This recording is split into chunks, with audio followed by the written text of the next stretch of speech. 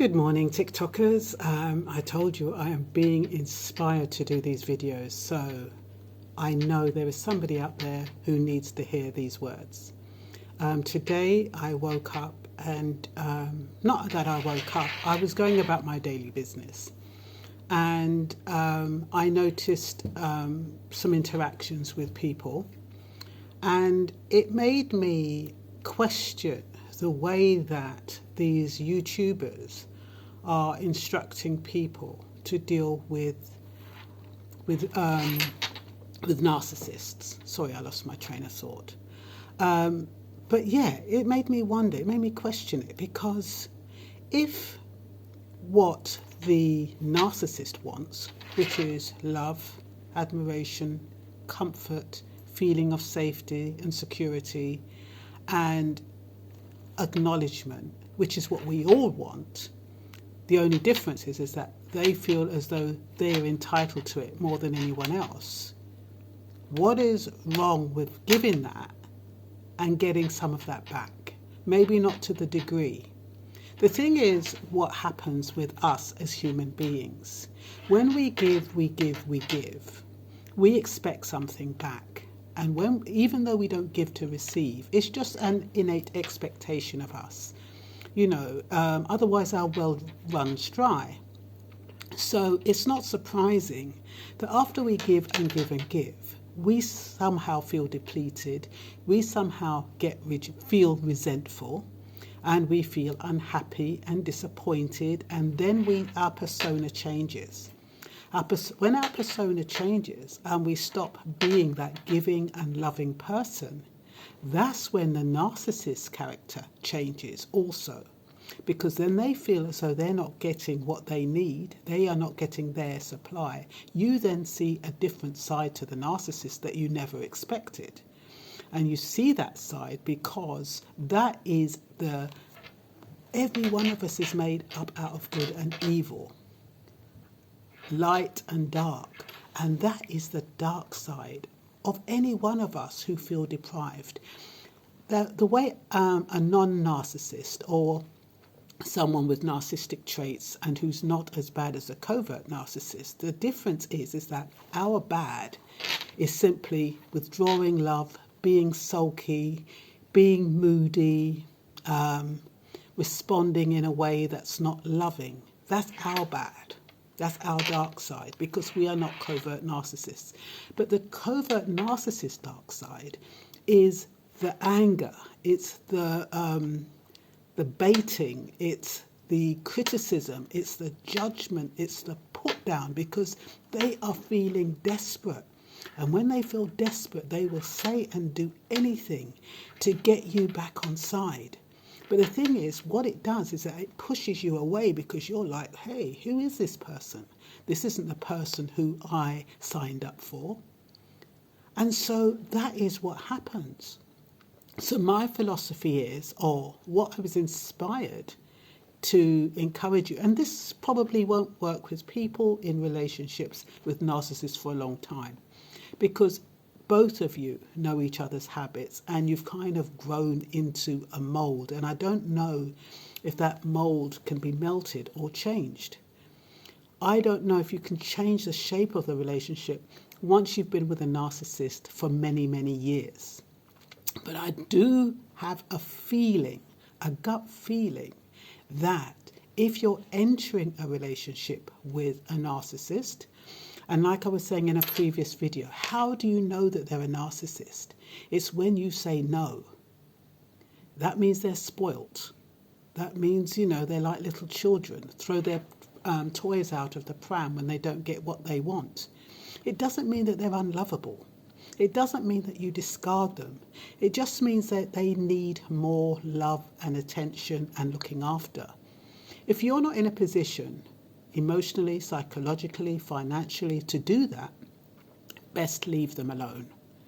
But if you are, you can have a reasonably happy relationship. So what I would like to suggest to you is, with anyone, even if you're in a long relationship, try showing love. That's if you haven't fallen out of love with the person. But even if you have, start showing consideration. Start giving support. Start being kind and doing the things that you used to do, and see if you see a change. That person might get a bit suspicious. He might think, hey, what's going on? It's like when you see these films and the guy goes out and buys flowers out of the blue. And the woman says, oh, what have you been up to? Are you seeing someone else? It's a similar thing. When people change their behaviour midstream, it creates suspicion. But don't worry about the suspicion. What you need to concern yourself about is showing love, respect, most of all respect for yourself. Now, if you're being kind and this narcissist is being obnoxious, you step back. You step back and you do whatever it is you need to do. So you're not being kind to get them on side. You're not being kind because you want to re-establish the relationship. You're being kind to see if kind works. You're being kind to see if love works. That's why you're doing it. And so what will happen is love breeds love. And regardless of how that narcissist is angry and resentful about you and wants to get you back, when you start showing love, something will shift in them. It will shift. It might take a little time to shift because then they're having to rebuild trust. Is she getting back at me? What is she up to? I've got to keep my eye on her.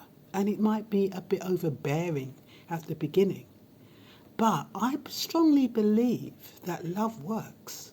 And I strongly believe that as long as you keep your self-respect. Now, like I said, if you go in showing love and respect and they retaliate with disrespect, then you step back.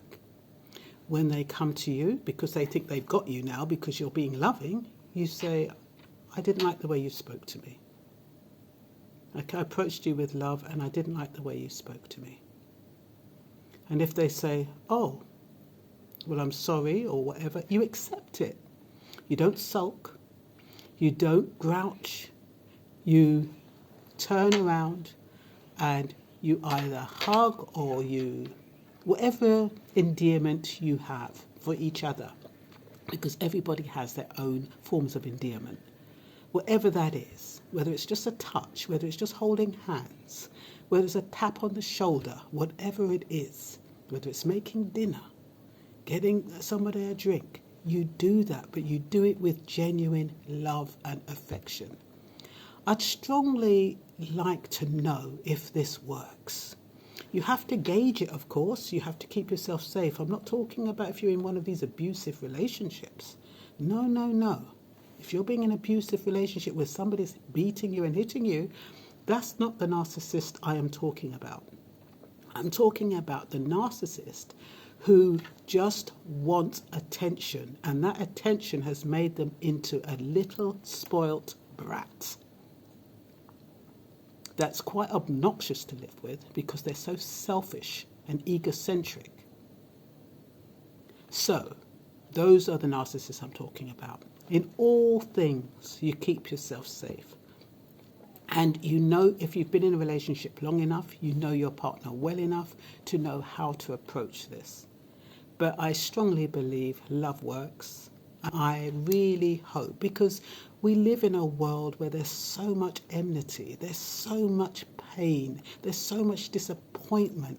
People are discouraging each other. There's separation, there's divorce, there's hunger, and not just food hunger, but hunger for love and compassion and understanding. There's so much out there. I was wondering if this could work and turn things around a little bit. That's what I'm wondering. And I'd really appreciate it if once you tried it, or even attempt to try it, what the response is. Is the response positive? Let me know if you try to switch it and show your spouse or your partner love, what his or her response is. if he or she is a narcissist. I mean, it goes without saying you'll do this in a normal relationship anyway, but with narcissists it's much more challenging, and you have to